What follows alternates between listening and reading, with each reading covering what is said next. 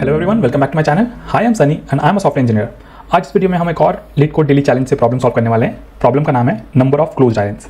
सो इस वीडियो को स्टार्ट करने से पहले मैं आपको बता दूं कि हम इस वीडियो में क्या करने वाले हैं। आज बेसिकली इस प्रॉब्लम को समझेंगे, इस प्रॉब्लम को अप्रोच करेंगे, देखेंगे कैसे हम आइडेंटिफाई करते हैं कि ये प्रॉब्लम किस डेटा स्ट्रक्चर पे बेस्ड है, उसके अकॉर्डिंग हम उसका सॉल्यूशन लिखने का ट्राई करेंगे। और इसके दौरान हम ये भी सीखेंगे कि हम अपने थॉट प्रोसेस को कैसे कन्वे करते हैं। जब आप एक इंटरव्यू में हो और इस प्रॉब्लम को सॉल्व कर रहे हो तो कैसे आप बेसिकली अपने थॉट को कन्वे कर सकते हो। लाइक आप जब भी इस प्रॉब्लम को सॉल्व कर रहे हो, यू हैव टू प्रैक्टिस कि आप प्रॉब्लम सॉल्व करते वक्त बोल रहे हो, जो भी आप सोच रहे हो उसको आपको बोलना है, ताकि इंटरव्यूअर को पता चल सके कि आप क्या क्या चीज़ को कंसिडर कर रहे हो। ठीक है, अगर आप बाई चांस किसी चीज़ को लेट्स से आपको ये अप्रोच ले रहे हो जो गलत है, like as per the problem statement, या आपके अंडरस्टैंडिंग में थोड़ी सी कमी है, तो वो आपको इंटरव्यूअर क्लियर कर देगा। राइट, इन केस आप अगर बोलते हुए प्रॉब्लम को सॉल्व नहीं करते हो, अपने मन में सोचते हो, एनालाइज करते हो और फिर कुछ अज्यूम करके प्रॉब्लम को सॉल्व करने लगते हो, तो आप कहीं ना कहीं कुछ गलत भी कर सकते हो। राइट, तो और उससे एक और चीज़ होता है कि इंटरव्यूअर को बहुत देर तक पता नहीं चलता कि आप क्या सोचे और आप क्या ट्राई कर रहे हो इंप्लीमेंट का। तो बेटर अप्रोच है कि आप जो भी आप सोच रहे हो उसे बोलो, ताकि इंटरव्यूअर को पता चले कि आप क्या क्या अप्रोच ले रहे हो और अकॉर्डिंगली उस प्रॉब्लम को सॉल्व करो। ठीक है, तो हम आज देखेंगे इस प्रॉब्लम का सॉल्यूशन, उसका टाइम कॉम्प्लेक्सिटी, स्पेस कॉम्प्लेक्सिटी। ठीक है, चलो स्टार्ट करते हैं। तो जीरो लैंड है, राइट, और अगर देखो ग्रुप में अगर कोई जीरो आपको दिख रहा है तो वो बेसिकली आइलैंड माना जाएगा। और क्लोज्ड आइलैंड किसे माना जाएगा? जिसके चारों तरफ पानी हो। राइट, और इसके चारों तरफ मतलब लेफ्ट, टॉप, राइट, बॉटम। तो इस डायरेक्शन में अगर किसी लैंड के अगर कोई भी जीरो कवर्ड है वन से चारों डायरेक्शन में, तो उसको हम एक क्लोज्ड आइलैंड मानेंगे। बेसिकली क्या करना है यहाँ पे? Return the number of closed island. So हमें यहाँ पे number of closed island return करना है। तो इसको और भी अच्छे तरीके से समझने के लिए आईपैड पे आ जाते हैं। सो जैसे कि आप यहाँ पे देख सकते हो, मैंने एक मैट्रिक्स बना रखा है। ठीक है, जहाँ पे बेसिकली कुछ जीरो एंड वंस है। तो जैसे कि प्रॉब्लम स्टेटमेंट में बोला है, जीरो का मतलब होता है लैंड। ठीक है, यहाँ पे जितने भी जीरोज है वो एक लैंड को डिनोट कर रहा है, और जितने भी वंस है वो वाटर को। तो बेसिकली मैंने उसको ब्लू से हाईलाइट कर दिया जो भी वाटर है, ताकि समझने में आसानी हो, और लैंड को मैंने ग्रीन से हाईलाइट कर दिया है। ठीक है, तो प्रॉब्लम स्टेटमेंट क्या है? प्रॉब्लम स्टेटमेंट है कि हमें number of closed island return करना है। ठीक है, कितने आइलैंड ऐसे है जो क्लोज्ड है। क्लोज्ड मतलब उसके चारों डायरेक्शन में पानी होना चाहिए। सो यहाँ पे हम इस जीरो को ले लेते हैं जो बेसिकली एक लैंड है, right, as per the problem statement, और इसके चारों डायरेक्शन में आप देखोगे तो वाटर है। Right, it is surrounded by ones, उसका मतलब वाटर।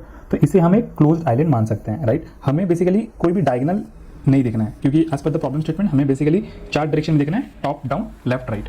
ठीक है, तो this is one closed island. ठीक है, वैसे ही क्या ये क्लोज्ड आइलैंड है? हाँ, ये भी एक क्लोज्ड आइलैंड है। इसके लेफ्ट, राइट, अप, डाउन चारों तरफ पानी है। ठीक है, क्या ये क्लोज्ड आइलैंड है? इसके इधर पानी है, लेफ्ट, राइट, अप, बट नीचे नहीं, नीचे इट्स ओपन। तो इसे हम एक क्लोज आइलैंड नहीं मानेंगे, क्योंकि एज पर प्रॉब्लम स्टेटमेंट नीचे भी अगर इसके चारों तरफ वन है तभी इसको हम एक क्लोज आइलैंड मानेंगे। वैसे ही क्या हम इस लैंड को मान सकते हैं क्लोज्ड? इसके यहाँ टॉप, लेफ्ट एंड डाउन में पानी है, बट राइट साइड में एक और लैंड है। ठीक है, बट उसके राइट में इधर भी अब पानी नहीं है। राइट, तो जो भी बाउंड्री में है उसके राइट में तो पानी कंसिडर नहीं कर सकते। उसका मतलब है कि ये कभी भी क्लोज्ड आइलैंड में कंसिडर नहीं होगा। राइट, तो जो भी एजेस पे है वो तो साफ पता चल रहा है कि हमारे क्लोज्ड आइलैंड का हिस्सा नहीं होने वाला। राइट, हमें ऐसा चाहिए जिसके चारों तरफ पानी है। अब अगर हम ये ग्रुप ऑफ आइलैंड देखें तो बेसिकली एनी एडजेसेंट लैंड जो ग्रुप है बेसिकली कनेक्टेड है, उसको हम एक आइलैंड मान सकते हैं। ठीक है, अगर हम इसको देखें तो अब इसको अगर देखोगे तो इसके चारों तरफ अगर देखोगे तो पानी है, यहाँ पे भी पानी है, यहाँ पे भी पानी है। इसके चार डायरेक्शन में टॉप, डाउन, लेफ्ट, राइट चारों तरफ पानी है। तो बेसिकली ये भी जो लैंड है वो भी एक क्लोज्ड में माना जाएगा। ठीक है, तो I hope problem statement clear हो गया है। ठीक है, तो अब हम देखेंगे इसको सॉल्व कैसे करें। तो बेसिकली इस हमारे एक मैट्रिक्स के लिए कितना क्लोज आइलैंड है? हमें एक ये मिल गया था जो क्लोज आइलैंड है, वन, ये एक है, दो, तीन, और है क्या? और नहीं है, और बाकी बाउंड्रीज पे है तो कंसिडर नहीं होगा। तो यहाँ पे जो हमारा आउटपुट होगा, रिजल्ट होगा, वो होगा 3। ठीक है, तो I hope problem statement clear हो गया। अब हम देखेंगे इसको सॉल्व कैसे कर सकते हैं। तो सबसे पहले तो ये समझना है, जब भी आपको ऐसा प्रॉब्लम मिलता है जो कि एक मैट्रिक्स दिया हुआ है और जहाँ पे आपको बेसिकली एडजेसेंट सेल्स पे आपका आउटपुट डिपेंडेंट है। राइट, तो जैसे कि हमें for every cell we have to check कि इसके एडजेसेंट में क्या है। राइट, इसके एडजेसेंट में क्या है, कोई भी सेल आप कंसिडर करोगे उसके एडजेसेंट में क्या है आप चेक करोगे। राइट, तो जब भी ऐसा कोई प्रॉब्लम मिलता है जहाँ पे आपको एडजेसेंट सेल्स के अकॉर्डिंग आपको आउटपुट देना है, तो आपको समझ जाना है कि या तो आपको DFS यूज़ करना पड़ेगा या BFS यूज़ करना पड़ेगा। राइट, क्योंकि यही एक एफिशिएंट तरीका है कि आप अपने मैट्रिक्स पे एफिशिएंटली ट्रैवर्स कर पाए। सो बेसिकली प्री रिक्विजिट है इस प्रॉब्लम को सॉल्व करने के लिए कि आपको BFS या DFS आना चाहिए। ठीक है, तो आई होप वो क्लियर है। तो अभी हम इस प्रॉब्लम को DFS से सॉल्व करने का ट्राई करेंगे। ठीक है, आप BFS से भी कर सकते हो, अगर आपको BFS पता है तो आप BFS से भी कर सकते हो। कॉन्सेप्ट सेम है, जो भी मैं बताऊंगा BFS को यूज करके भी आप इंप्लीमेंट कर पाओगे, बट हम इस वीडियो के लिए एक अप्रोच चूज करेंगे जो कि है DFS, डेप्थ फर्स्ट सर्च। ठीक है, जिसे पता नहीं है, DFS stands for depth first search और BFS stands for breath first search. ठीक है, तो हम लोग डेप्थ फर्स्ट सर्च करेंगे। ठीक है, तो अब देखते हैं कि इंट्यूशन क्या है, कैसे करेंगे, like how do you solve. तो सबसे पहले एकदम बेसिक तरीका अपनाते हैं।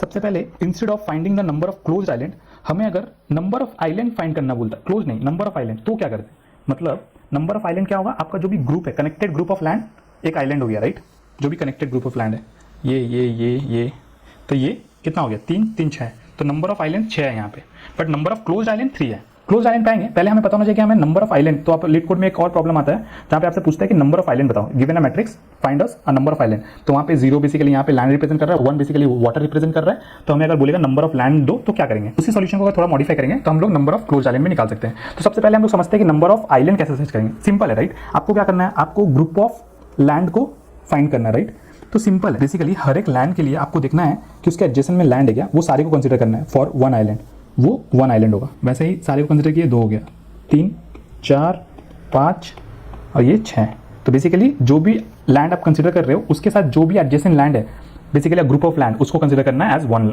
आइलैंड, ठीक है।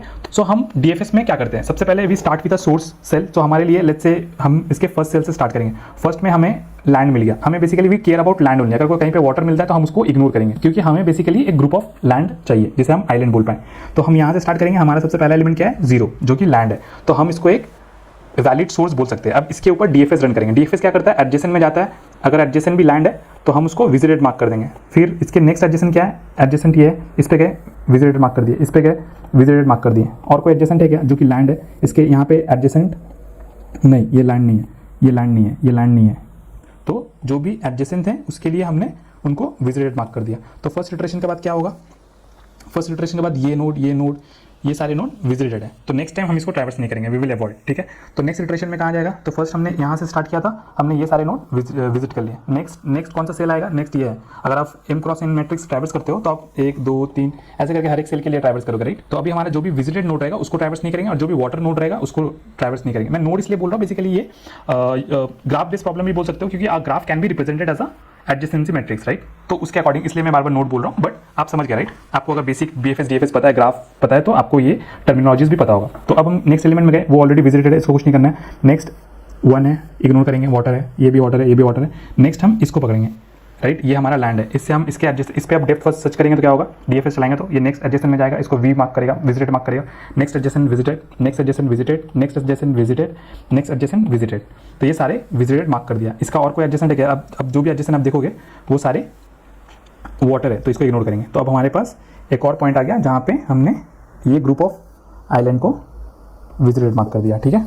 नेक्स्ट अब लेट्स से हम नेक्स्ट एलिमेंट पे जाएंगे, ये ऑलरेडी विजिट है, फिर यहाँ पे जाएंगे, ये ऑलरेडी विजिट है, ये वाटर है, इग्नोर करेंगे, नेक्स्ट हम यहाँ पे जाएंगे, अब इसके लिए ट्रैवर्स करेंगे डेप्थ फॉर सर्च, ये अनविजिटेड है, तो हम इसके एडजेसेंट में जाएंगे, इसको विजिट करेंगे, इसके एडजेसेंट में जाएंगे विजिटेड, एडजेसेंट में जाएंगे विजिटेड, एडजेसेंट में जाएंगे विजिटेड, ठीक है। तो ये सारे विजिटेड हो गए, तो मतलब अब हमारे पास ये सारे भी विजिटेड हो गए, तो ये एक अनदर ग्रुप ऑफ आइलैंड है। तो जब भी आप एक सोर्स से स्टार्ट कर रहे हो, आप एक काउंटर मेंटेन करोगे, ठीक है, और हर एक सोर्स के बाद लेट्स से इस सोर्स से आपका डीएफएस कंप्लीट हो गया, आप इसको इंक्रीमेंट कर दो, ठीक है। फॉर एवरी सोर्स आपका जब एक बार डीएफएस कंप्लीट होता है, आप काउंटर इंक्रीमेंट करते हो, एक बार इसके लिए कंप्लीट हुआ, काउंटर इंक्रीमेंट किया, इसके लिए कंप्लीट हुआ, काउंटर इंक्रीमेंट किया, इसके लिए होगा, इसके लिए होगा, तो सिमिलर वेज में होगा। तो जितना बार आपको डीएफएस रन करना पड़ रहा है हर एक सोर्स के लिए, उतना बार आप काउंटर रन करोगे। तो हमारे केस में 6 बार रन होगा, तो हमारा आउटपुट 6 आ जाएगा, नंबर ऑफ आइलैंड्स, ठीक है। नंबर ऑफ क्लोज आइलैंड नहीं है ये नंबर ऑफ आइलैंड्स है, जस्ट टू आइडेंटिफाई कि आइलैंड कहाँ पे है। तो सिंपली क्या कर रहे हैं हम लोग, डीएफएस चला रहे हैं, ठीक है, आपको अगर डीएफएस पता है तो बेसिकली ये क्या हो गया, डीएफएस का कौन सा कॉन्सेप्ट है, नंबर ऑफ कनेक्टेड कॉम्पोनेंट। तो एक अगर ग्राफ दिया हुआ है, लेट्स से आपका ग्राफ कुछ ऐसा दिखता है, 1 2 3, ठीक है, ये कंपोनेंट है 4 5। तो जब आप डीएफएस चलाते हो तो आप क्या होता है, आपको बेसिकली एक सोर्स से स्टार्ट करते हो, राइट, लेट्स से आपने इससे स्टार्ट किया, इसके एडजेसेंट को ट्रैवर्स किया, विजिटेड, इसके एडजेसेंट को ट्रैवर्स किया, विजिटेड, तो ये सोर्स 1 के लिए आपने सबको ट्रैवर्स कर लिया। अब नेक्स्ट जो है दूसरा कंपोनेंट, इसके लिए ट्रैवर्स करोगे, राइट। तो यहाँ पे नंबर ऑफ जब भी कंपोनेंट्स हम लोग सर्च करते हैं तो ये सेम है, राइट, कि आपको basically number of disconnected component अगर फाइंड कर लिया, मतलब वो नंबर ऑफ आइलैंड आपने फाइंड कर लिया। तो आई होप आपको ये समझ में आया होगा, क्योंकि ये बहुत ही बेसिक कॉन्सेप्ट है बीएफएस और डीएफएस का और ग्राफ का। बेसिकली बोलने का मतलब है कि एक बार मैं आपको बता ही देता हूँ कि आपके पास अगर कोई ऐसा ग्राफ दिया हुआ है जो डिस्कनेक्टेड है, राइट, तो ये आपका एक कंपोनेंट हो जाता है, ये एक आपका कंपोनेंट हो जाता है, राइट, ये दोनों को मिला के हमें ग्राफ बोलते हैं, ठीक है। लेकिन ये डिस्कनेक्टेड है, तो आपको जब भी डीएफएस चलाना होगा तो आपको 2 बार चलाना होगा। आप एक बार अगर 1 से स्टार्ट किए तो आप सिर्फ इस पोर्शन को कवर कर पाओगे, राइट। वैसे ही अगर दूसरे पोर्शन को कवर करना है तो फिर 4 से स्टार्ट करना पड़ेगा। तो आप यहाँ पे क्या कर रहे हो, आप यहाँ पे 2 बार चला रहे हो, ठीक है, 2 बार चला रहे हो, मतलब 2 डिस्कनेक्टेड कंपोनेंट है। वैसे ही यहाँ पे अगर आप देखोगे सिमिलर वे में हमारे पास यहाँ पे 6 डिस्कनेक्टेड कंपोनेंट है, इसलिए हमको 6 बार DFS चलाना पड़ रहा है, ठीक है। इसलिए काउंटर में रिजल्ट में 6 आएगा। तो 6 इज नंबर ऑफ आइलैंड्स। अब हम देखेंगे कि नंबर ऑफ क्लोज आइलैंड कैसे निकाल सकते हैं, ठीक है। हम आ गए प्रीवियस स्टेट में, अब हम देखेंगे नंबर ऑफ क्लोज आइलैंड। तो अब देखो यहाँ पे प्रॉब्लम क्या हो रहा है हमारा, कि हमें कैसे पता चलेगा कि इसके चारों तरफ पानी है, राइट। क्योंकि ये जो एज पे है उस पर तो कभी आंसर नहीं मिलेगा, ये तो फॉर श्योर है। और एक और चीज़ देखो, जैसे ये वाला लैंड एज पे नहीं है, राइट, फिर भी ये कंसिडर नहीं हो रहा है। क्यों? क्योंकि ये बाकी लैंड से कनेक्टेड है जो एज पे है। इसका मतलब एनीथिंग जो एज से कनेक्टेड है उसको भी हम लोग डिस्कार्ड कर सकते हैं, सो कंसिडर नहीं करेंगे। ये एक और ये दोनों अगर देखोगे कोई भी ऐसा लैंड से कनेक्टेड नहीं है जो बाउंड्री पे जा रहा है। तो इससे क्या समझ में आ रहा है, हमें बेसिकली बाउंड्री वाले को कंसिडर नहीं करना है। अगर आप बाउंड्री वाले को कंसिडर नहीं कर रहे हो, ये 3 चीज़ को अगर हटा दिए और बाकी के लिए DFS चलाएं तो आपको कितना मिलेगा? 3 ही मिलेगा, राइट। बाउंड्री को अगर मैं छोड़ दूँ, ये बाउंड्री को छोड़ दूँ तो आपको कितने कंपोनेंट दिख रहे हैं? 3 दिख रहे हैं, 1 2 3। तो हमारा आंसर भी 3 है। तो अब कैसे हम इन बाउंड्री को इग्नोर करें? तो सिंपल है, राइट। सबसे पहले आपको क्या करना पड़ेगा, सबसे पहले आपको DFS रन करना पड़ेगा बाउंड्रीज के लिए। तो आपका बेसिकली आपको पता है कि आपके मैट्रिक्स में 4 बाउंड्रीज है, राइट। ये और ये, right. Top down left right, ये 4 बाउंड्रीज है। अगर इस पर कोई भी लैंड अगर हमको मिलता है तो हम उसके लिए DFS चलाएंगे, ठीक है, इनिशियली। तो उससे क्या होगा, हम क्या करेंगे, जब पहली बार DFS चलाएंगे और बाउंड्रीज पे चलाएंगे तो हम ये सारे लैंड को वाटर में कन्वर्ट कर देंगे। क्यों? क्योंकि हमारे लिए कोई काम का नहीं है, राइट। तो हम इसको डिस्कार्ड करना चाहते हैं। तो हम इसे क्या कर सकते हैं, अब वाटर पे कन्वर्ट कर दो या कोई और तरीका ले लो, कोई एक विजिटेड मैट्रिक्स बना लो जिससे आपको बेसिकली पॉइंट करना है कि इसको हमको कंसिडर नहीं करना DFS में। तो सबसे बेटर तरीका होता है इसको वाटर में कन्वर्ट कर लो। तो अब मैं क्या करूँगा, मैं बाउंड्रीज के लिए सिर्फ DFS चलाऊंगा, ठीक है। अभी हम लोग बीच में नहीं आएंगे, ठीक है। तो बाउंड्रीज से आप किसी भी सोर्स को पकड़ोगे तो उससे जितने भी कनेक्टेड है वो वाटर में कन्वर्ट हो जाएगा। तो फॉर एग्जाम्पल लेट्स से, सो अब हम क्या करेंगे, हम लोग यहाँ से स्टार्ट करेंगे, ठीक है, फर्स्ट सोर्स से। तो वो क्या करेंगे, इसको हम लोग वाटर में कन्वर्ट कर देंगे। हमें पता है ये बाउंड्री पे है तो ये 1 हो गया, ये भी इसके एडजेसेंट में। तो बेसिकली हम लोग DFS रन कर रहे हैं तो सारे एडजेसेंट वाले 1 हो जाएंगे, ठीक है। नेक्स्ट बाउंड्री वैल्यू क्या है, नेक्स्ट बाउंड्री वैल्यू ये जो ऑलरेडी 1 है तो इसे तो कंसिडर नहीं करेंगे। नेक्स्ट बाउंड्री वैल्यू क्या है, 0। तो इसके लिए भी अब हम लोग सबको 1 कर देंगे, ठीक है, इसके एडजेसेंट। तो आप DFS जब भी चलाते हो आपको पता है कि सारा एडजेसेंट कवर होता है, तो उसमें हम सबको 1 कर देंगे, राइट। अब ये भी 1 हो गया, ठीक है। अब बाउंड्री में क्या बचा, बाउंड्री में सिर्फ ये बचा, इसको भी हम लोग इस पे DFS चलाएंगे तो ये भी कट के 1 हो जाएगा। तो अब देख लो सारे बाउंड्रीज को हमने वाटर पे कन्वर्ट कर दिया है, ठीक है। अब जितने भी बीच में बचे हुए हैं वो बाउंड्री से कनेक्टेड नहीं थे, राइट, इसलिए आपके DFS में वो कभी भी 1 में कन्वर्ट नहीं होगा। अब क्या करेंगे, अब हमारे पास सब जगह 1 आ गया है, अब हमें कोई टेंशन नहीं है। अब आराम से आप मैट्रिक्स को वापस ट्रैवर्स करेंगे, हर एक सेल के लिए जो भी लैंड मिलेगा उसके लिए DFS चलाएंगे, राइट। अब हमें बेसिकली जो हमने पहले किया था, नंबर ऑफ आइलैंड जो सर्च किया था, उसमें क्या किया था, आपको बेसिकली DFS चलाना हर एक लैंड के लिए। उससे क्या होगा, आपका जो भी कनेक्टेड ग्रुप ऑफ लैंड रहेगा उसके लिए आप एक काउंटर मेंटेन कर सकते हो। और सिमिलरली इस केस में 3 डिसकनेक्टेड ग्रुप मिलेगा तो आपका आंसर 3 हो जाएगा, राइट। तो अब हम क्या करेंगे, बेसिकली मैं क्या बोल रहा हूँ कि अब तो आपका 1 पे कन्वर्ट हो गया। अब नेक्स्ट आप खोजोगे नेक्स्ट सोर्स कहाँ है, बेसिकली लैंड कहाँ है, यहाँ पे लैंड है, इसके लिए हम लोग DFS चलाएंगे। इसके लिए DFS चलाओगे तो क्या होगा, एडजेसेंट वाले सारे विजिटेड हो जाएंगे। वी विल मार्क इसको विजिटेड, इसको भी विजिटेड, सारे एडजेसेंट को विजिटेड कर देंगे, ठीक है, ये भी विजिटेड। तो ये फर्स्ट टाइम हम लोग विजिट कर रहे हैं। तो अभी मैं अगर एक काउंटर वैल्यू रख लूँ तो उसका वैल्यू कर दूंगा 1, ठीक है। नेक्स्ट सोर्स कहाँ मिल रहा है, नेक्स्ट हमें यहाँ मिल रहा है, तो इसके लिए भी DFS चलाएंगे, इसको भी हम लोग मार्क करेंगे विजिटेड से, ठीक है। तो इसको V बोल देते हैं। तो अब हमारा काउंटर कितना हो जाएगा, 2। वैसे ही हम लोग अब एक और अनविजिटेड लैंड है जो ये है, इसको भी हम लोग विजिटेड बोल देंगे, तो अब हो जाएगा 3। तो अब हमने ओवरऑल सबको ट्रैवर्स कर लिया, राइट। तो हमारा जो आंसर होगा वो 3 होगा। सो आई होप आपको सॉल्यूशन समझ में आ गया होगा। अब हम सिंपली इसका कोड देख लेंगे और फिर उसके बाद उसका टाइम कॉम्प्लेक्सिटी और स्पेस कॉम्प्लेक्सिटी एनालाइज कर लेंगे, ठीक है। तो अप्रोच बहुत ही सिंपल था, कोड भी बहुत सिंपल होने वाला है, सिंपल DFS लिखना है आपको। तो चलो LeetCode स्क्रीन पे कोड देख लेते हैं। सो यहाँ पे है प्रॉब्लम हमारा जावा सॉल्यूशन। सो हमें बेसिकली इनपुट में क्या मिल रहा है, एक 2D मैट्रिक्स मिल रहा है, राइट। फिर हमने क्या किया है, एक M इसका बेसिकली लेंथ और इसके नंबर ऑफ कॉलम्स निकाल लिया, ठीक है, number of rose and columns. फिर एक विजिटेड मैट्रिक्स लिया है बेसिकली जो हमें DFS के दौरान लगेगा, ठीक है। फिर हम क्या कर रहे हैं, एक काउंटर वेरिएबल ले रहे हैं, ठीक है। बेसिकली इसमें हम आपका रिजल्ट सेव होगा। और सबसे पहले क्या कर रहे हैं, जैसे मैंने दिखाया था कोड में, हम बेसिकली बाउंड्री पे ट्रैवल करेंगे और DFS रन करेंगे, राइट, और सबको कन्वर्ट कर देंगे 1 पे। तो ये वही कर रहा है, ये बेसिकली चेक करता है कि आपका I जो है, तो यहाँ पे क्या है, एक नेस्टेड लूप है जो M तक चलेगा, J N तक चलेगा, राइट। और बेसिकली हमें चेक करना है कि हमारा वो जो भी सेल हम कंसिडर कर रहे हैं वो बाउंड्री पे है कि नहीं। वो कब होगा, जब I का वैल्यू 0 होगा या फिर I का वैल्यू M-1 होगा। इसका मतलब क्या है, या तो वो फर्स्ट रो होना चाहिए या तो लास्ट रो, तभी वो बाउंड्री में रहेगा, राइट। और आपका जो कॉलम है वो फर्स्ट कॉलम होना चाहिए या फिर कॉलम लास्ट होना चाहिए। तभी वो बाउंड्री का एक लैंड कंसिडर होगा, राइट। साथ में वो क्या होना चाहिए, जीरो होना चाहिए, मतलब वो लैंड होना चाहिए, वाटर नहीं होना चाहिए, और वो अनविजिटेड होना चाहिए। इनिशियली हम क्या कर रहे हैं, हम जो भी मैट्रिक्स ले रहे हैं उसको चेक कर रहे हैं कि वो कहीं विजिटेड तो नहीं है, ठीक है। तो इनिशियल वैल्यू उसका जीरो रहेगा, राइट। विजिटेड जब भी आप इनिशियलाइज करते हो तो हम बेसिकली चेक कर रहे हैं, और फिर चेक कर रहे हैं कि वो सेल विजिटेड तो नहीं है। इनिशियली सबका वैल्यू जीरो है, और जब भी हम विजिट करेंगे उसको 1 से मार्क कर देंगे। इसलिए if this is not equal to 1 इसका मतलब अनविजिटेड है, तो हम उस पर्टिकुलर सेल के लिए अब डीएफएस रन कर सकते हैं। तो हम क्या कर रहे हैं, सबसे पहले तो उसको कन्वर्ट कर रहे हैं। जैसे मैंने बोला था, बाउंड्री पे जब भी आप कन्वर्ट कर रहे हो उसको 0 से 1 पे कन्वर्ट करो, तो ये लाइन उसी को 0 से 1 पे कन्वर्ट कर रहा है। फिर हम उस पर डीएफएस रन कर रहे हैं, ठीक है। डीएफएस फंक्शन भी देख लेते हैं। ये आपका सेल आ गया आईजे, बेसिकली जिस पे आप डीएफएस रन कर रहे हो, आपका ग्रिड आ गया और आपका विजिटेड मैट्रिक्स आ गया। सबसे पहला चीज़ आप जो करते हो, आप विजिटेड में इस पर्टिकुलर सेल को मार्क कर दोगे एज विजिटेड, ठीक है। उसके बाद क्या कर रहे हैं, हमें पता है कि हमें उसके 4 डायरेक्शन चेक करना, राइट। हर एक सेल का, जैसे मैंने आईपैड पे दिखाया था, राइट, उसके adjacent top down left right को चेक करना है। सो उसके लिए मैंने क्या किया है, 2 एरे लिया है। पहला वाला रोज को डिफाइन करता है और दूसरा वाला कॉलम को। तो मैं आपको बता देता हूँ, पहले आप एक बार आईपैड पे देख लो।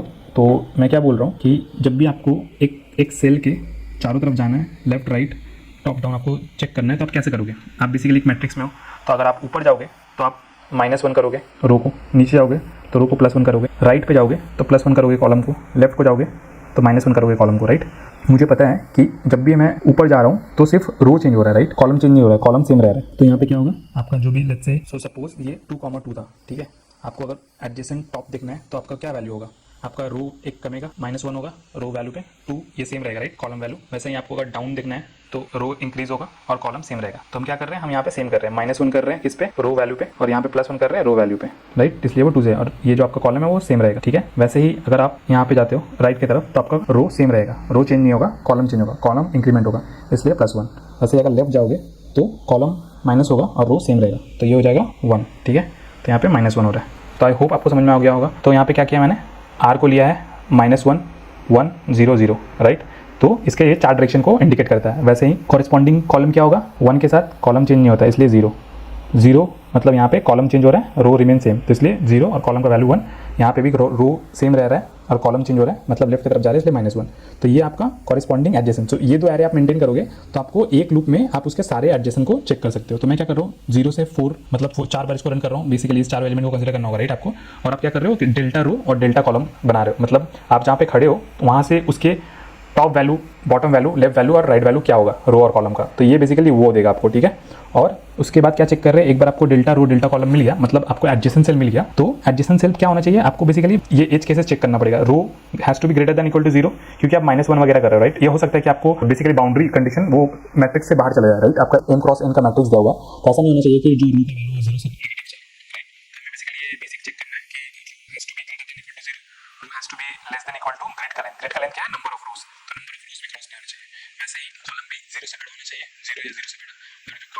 कॉलम ग्रेड 0 डॉट लेंथ क्या देगा आपको, नंबर ऑफ कॉलम, तो क्रॉस नहीं करना है, ठीक है। तो एक बार मैं स्क्रीन पे वापस आईपैड बता देता हूँ। तो ये आपका मैट्रिक्स है, ठीक है। आप किसी भी मोमेंट में आप सपोज यहाँ पे खड़े हो, इसके बाद अगर ऊपर की तरफ चेक करोगे तो आप क्या कर रहे हो, आप मैट्रिक्स के बाहर जा रहे हो, array out of bound exception आ जाएगा। तो ये बेसिकली चेक करना है हमें, इस पे चेक लगा के रखना है ताकि हम array index out of bound exception ना खाएं। वैसे ही अगर आप लेट्स से यहाँ पे हो, आप राइट जाने का ट्राई कर रहे हो तो भी नेगेटिव आ जाएगा, राइट। यहाँ पे हो, लेफ्ट जाने का ट्राई कर रहे हो तो भी नेगेटिव। तो बेसिकली आप एरे के बाहर अगर जा रहे हो तो ये उसी का चेक है। तो वापस कोड पे आते हैं। तो यहाँ पे बेसिकली हमने चेक किया जो भी आपका एडजेसेंट सेल्स है वो आपके मैट्रिक्स को क्रॉस नहीं कर रहा है। उसके बाद क्या चेक करना है, जो एडजेसेंट सेल है वो लैंड होना चाहिए, राइट, जैसे मैंने डेमो पे दिखाया था, और वो विजिटेड नहीं होना चाहिए। अगर ऐसा कंडीशन है तो आप ट्रैवर्स करो। तो ये डीएफएस का बहुत ही प्लेन कोड है, बेसिक कोड है। अगर आपको डीएफएस पता है तो आपको ये कोड बहुत ही आसान लग रहा होगा, जिसके लिए न्यू है एक बार डीएफएस देख लेना तो ये कोड इजी लगेगा, ठीक है। तो ये हो गया हमारा डीएफएस का फंक्शन, ठीक है। अब क्या हो रहा है, एक बार आपने क्या किया, बाउंड्रीज पे चला दिया, सबको 1 पे कन्वर्ट कर दिया, राइट। उसके बाद हमारे पास क्या बचेगा, जो भी सराउंडेड बेसिकली क्लोज आइलैंड होगा वो बचेगा। तो मैं क्या कर रहा हूँ, वापस से मैंने आई एम तक और जे एन तक चलाया और चेक किया कौन से सेल लैंड है। अगर लैंड है और विजिटेड नहीं है मतलब उस पर हम डीएफएस चला सकते हैं, और डीएफएस चला सकते हैं मतलब वो एक क्लोज आइलैंड का हिस्सा होगा, इसलिए मैं काउंट इंक्रीमेंट कर रहा हूँ। काउंट इंक्रीमेंट करके डीएफएस चला रहा हूँ ताकि उसके सारे एडजेसेंट सेल विजिटेड मार्क हो जाए, ताकि वो दोबारा मैं काउंट ना करूँ, ठीक है। तो ये क्या करेगा, हर एक डिस्कनेक्टेड ग्रुप ऑफ आइलैंड के लिए चलेगा और काउंट इंक्रीमेंट होगा, और एंड में हमें क्या मिल जाएगा, number of closed islands. So I hope ये आपको पूरी तरीके से समझ में आ गया होगा। अगर नहीं आया तो एक बार और वीडियो को देख लेना और कोड को अपने हाथों से ड्राई रन करने का ट्राई करना, ठीक है। तो बेसिकली ये एक अच्छा प्रैक्टिस है ड्राई रन करने का। ड्राई रन करने से आपको कॉन्फिडेंस भी आएगा और आपको क्लैरिटी भी मिलेगी कि एक्चुअली में क्या हो रहा है, ठीक है। बहुत बार ऐसा लगता है कि कोड देख के आपको लगता है कि आप समझ गए हो, बट जब रियलिटी में आप कोड खुद से करोगे ना तो आपको लगेगा कि ये चीज़ें भी कंसिडर करनी होती है। तो वो प्रैक्टिस से आता है। तो आई वुड से कि आप एक बार ड्राई रन करना। तो आप जल्दी से time complexity and space complexity देख लेते हैं, ठीक है। सबसे पहले हम कर रहे हैं ये बाउंड्री पे डीएफएस रन कर रहे हैं। तो सबसे पहले तो आप देख लो डीएफएस रन करने का टाइम कॉम्प्लेक्सिटी क्या होता है। आपको आईपैड पे दिखा देता हूँ। लेट्स से कि ये आपका सेल है, ठीक है। आपको हर एक सेल के लिए लेट्स से हमारे हर एक सेल पे 0 है वर्स्ट केस में। तो आप अब क्या करेगा, आप जब इसके लिए डीएफएस कॉल करोगे एक एलिमेंट के लिए, तो ये क्या करेगा, सारे सेल को ट्रैवर्स करेगा, राइट। सारे सेल को ट्रैवर्स करेगा। तो इससे क्या हो रहा है, आपका मैट्रिक्स अगर m क्रॉस n है तो आपने पूरा m cross n operation traverse किया। तो डीएफएस के लिए आपको m क्रॉस n का टाइम कॉम्प्लेक्सिटी लग रहा है, राइट। तो हमें पता चल गया कि DFS will take order of m cross n, ठीक है।